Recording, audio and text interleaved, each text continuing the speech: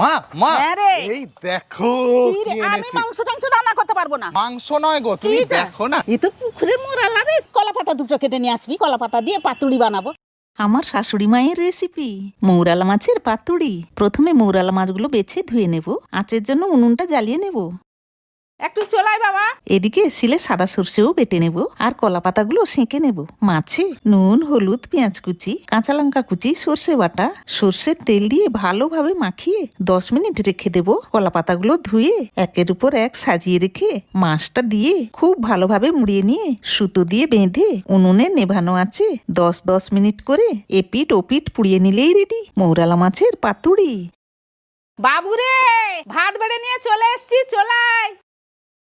একদম অপেক্ষা না করে গরম ভাত বাড়ুন, পাতা পোড়াটা খুলে গরম গরম পাতুড়ি আর গরম গরম ভাত মেখে তৃপ্তি করে খেয়ে বলুন দারুণ।